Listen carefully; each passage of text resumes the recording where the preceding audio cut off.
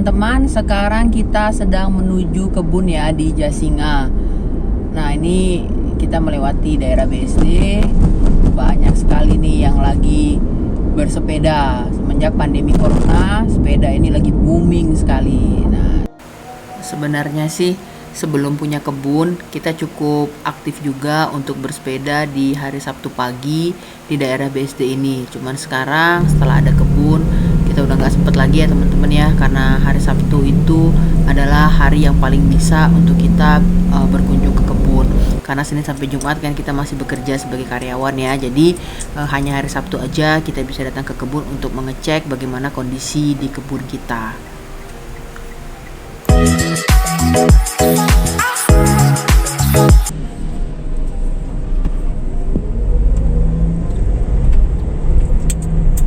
Jadi Desa Tegawangi itu adalah belok ke kiri teman-teman ya. Kalau yang lurus itu kita mau mengarah ke tempat Pak Hajilis. Kalau yang sebelah kanan tadi itu ke tempat Pondok Awe.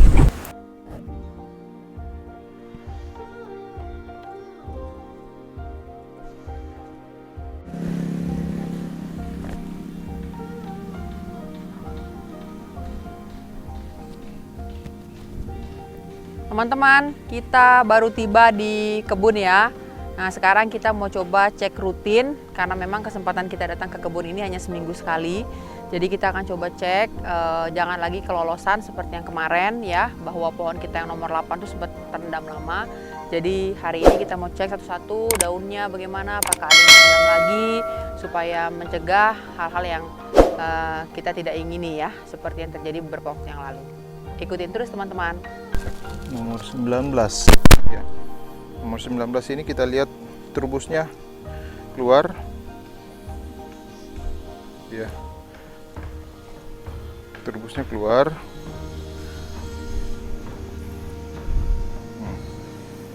Trubus itu daun muda ya teman-teman ya.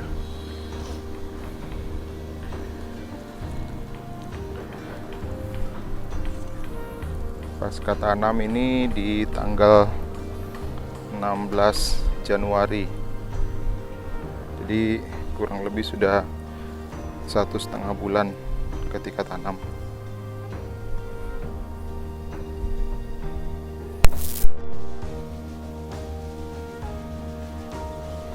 Nah teman-teman, ini pohon nomor 7 ya. Pas kita cek ternyata pH-nya rendah sekali.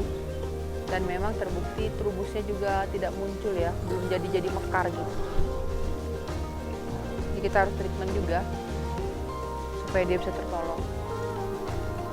Kita akan coba cek satu-satu ya teman-teman pH-nya ya.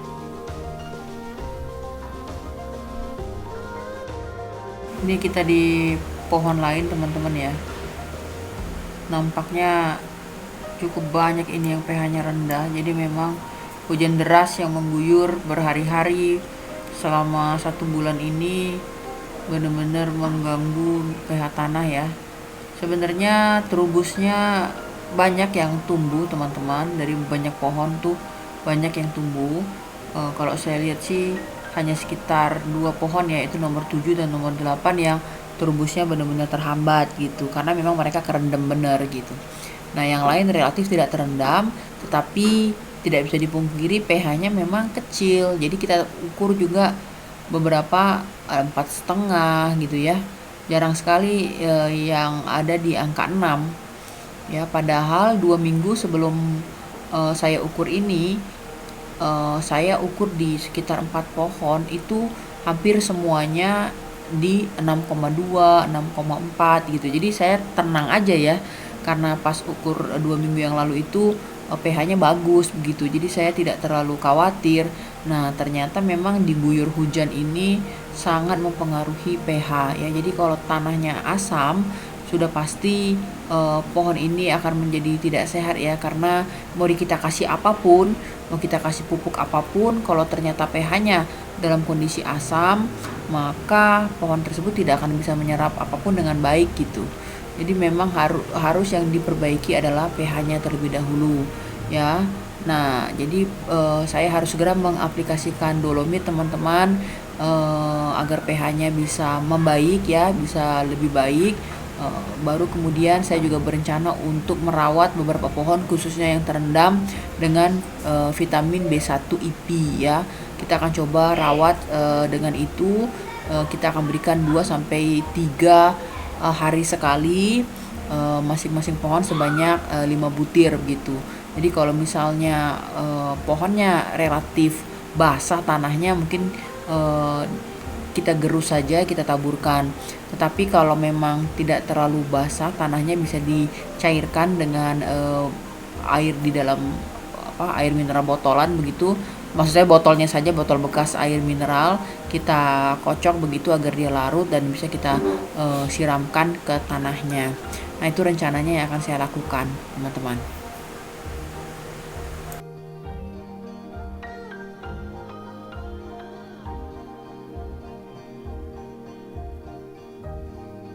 Terubusnya muncul ya sebenarnya, teman-teman ya.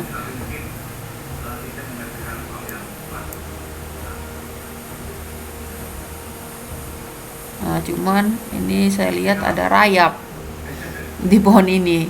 Dari semua pohon yang ada, hanya ini sih yang terkena rayap ya, teman-teman ya. Mungkin teman-teman bisa perhatikan ada rayap tuh. Nah, tuh rayapnya. Ya, ini juga harus segera kita aplikasikan furadan ya, teman-teman, supaya tidak mengganggu nanti rayap ini terhadap akar tanaman. Nah, ini juga pH-nya juga sebenarnya rendah. Nih, ini di pohon yang lain lagi ya, teman-teman. Kita coba ukur lagi pH-nya. Ya, ini juga terubusnya sebenarnya keluar ya. Nah, jadi memang setelah 1,5 bulan tanam ini mulai kelihatan ya, teman-teman, bahwa bisa saja terjadi beberapa masalah ya. Kalau kita misalnya melihat di beberapa channel YouTube dari youtuber yang berkunjung ke kebun-kebun besar ya, yang sudah bertanam durian, atau juga seperti yang saya pernah berkunjung ke tempat Haji Lis, atau saya juga pernah berkunjung ke kebun Tamora ya, Pak Hengki ya. Itu tanamannya luar biasa bagus ya, teman-teman, sudah besar, tumbuhnya subur ya, daunnya semuanya, batangnya semuanya kelihatan sehat gitu. Nah, kita juga tentu ingin sekali bisa seperti itu, tetapi ya namanya kita masih baru belajar, teman-teman ya, masih banyak yang harus dipelajari, dan pasti kita akan melewati hal-hal ini ya, melewati beberapa masalah seperti ini ya, dan kita juga memang harus belajar gitu. Jadi memang kebun ini kita buat memang untuk belajar, teman-teman ya, apalagi basic kita memang bukan petani, basic kita adalah karyawan begitu. Jadi memang kita harus belajar ya, bisa jadi learning by doing, learning by mistake gitu ya. Memang tidak mudah, tetapi kita harus tetap semangat ya, teman-teman.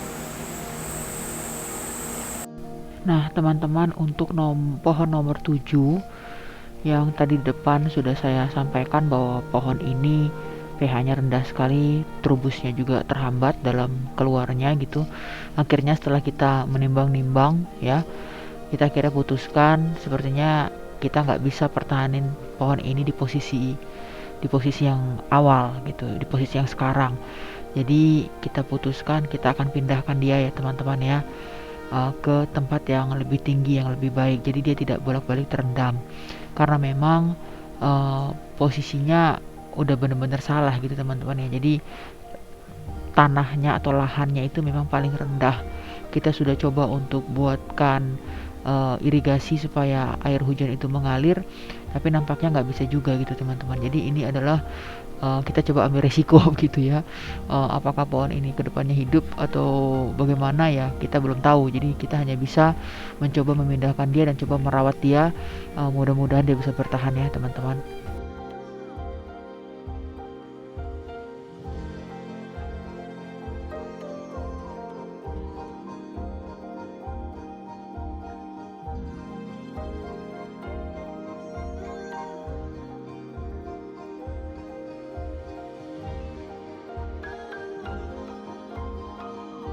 Upaya kita agar akarnya tidak terlalu terganggu, teman-teman ya. Jadi kita bungkus dulu dengan karung ya, kita padatkan, kita bungkus dengan karung, kita ikat, baru nanti kita akan coba pindahkan.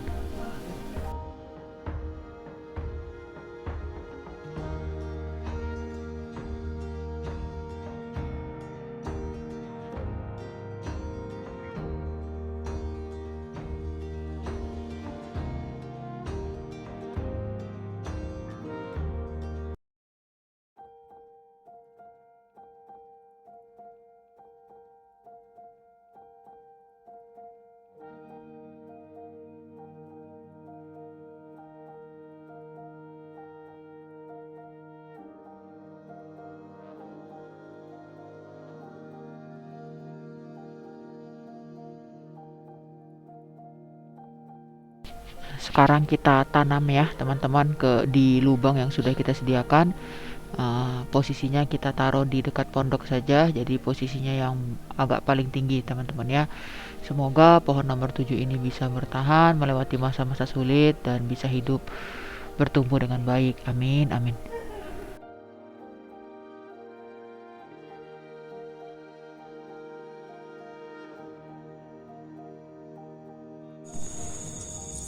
Kita kasih furadan teman-teman ya, karena ternyata di pohon nomor 34 ini ada sayap. Ini pohon sangat bagus sekali ya, pertumbuhannya, tunasnya juga bagus sekali, muncul dengan subur, rata, hampir rata di semua batangnya, hampir di semua pucuknya ya. Nah, cuma ada sayap, jadi kita pakaikan furadan dulu. Oke, cukup lah ya. Nanti besok Pak Darjum cek lagi ya, apakah furadan ini membantu ya. Sama kalau misalnya ada juga yang mengalami hal yang sama ya, berikan lagi furadannya.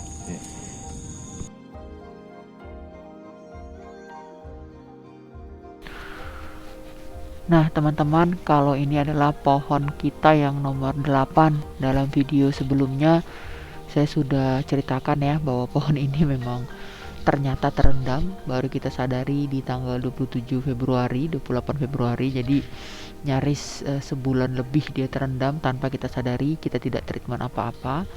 Jadi memang dia bisa dibilang sakit ya, sakit gitu. pH tanahnya juga rendah, daunnya juga udah rontok, trubusnya juga tidak keluar. Nah, jadi atas saran beberapa teman, kita coba untuk treatment dengan B1, vitamin B1 IP. Jadi karena memang di sini kayaknya masih becek ya tanahnya, jadi saya gerus aja lah kapsulnya dan saya taburkan ya, dan saya kasih sedikit siraman. Itu adalah saya cairkan tadi vitamin B1-nya di botol bekas air mineral ini. Jadi sebagian saya gerus, taburkan, sebagian saya cairkan di situ, jadi saya siramkan.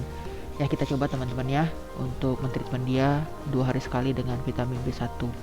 Nah, kenapa pohon yang nomor 8 ini tidak kita pindahkan seperti yang nomor 7 tadi? Karena kita sudah coba ya teman-teman, kita perbaiki saluran pembuangan airnya. Jadi kita buat selokan yang kita hubungkan dengan kolam. Nah, kolam ini adalah bekas tempat kita membuat pupuk. Jadi ke depan saya tidak akan membuat pupuk lagi di kolam itu, saya sudah pindahkan. Nah, kolam itu saya fungsikan untuk menampung air yang dari selokan yang kita buat untuk pohon nomor 8 ini. Nah, jadi begitulah kira-kira teman-teman kegiatan kami di hari Sabtu tanggal 6 Maret kemarin. Jadi ternyata masalah-masalah mulai muncul ya teman-teman ya. Tapi nggak apa-apa, kita coba pelan-pelan belajar. Semoga kita bisa menyelesaikan satu persatu masalahnya dan semua pohon kita bisa bertumbuh dengan subur. Terima kasih sudah senantiasa mengikuti video-video kami. Mungkin jika ada teman-teman yang belum subscribe, jangan lupa di subscribe ya, nyalakan tombol loncengnya untuk bisa mendapatkan notifikasi video terbaru dari kami. Terima kasih teman-teman, sampai bertemu di video selanjutnya.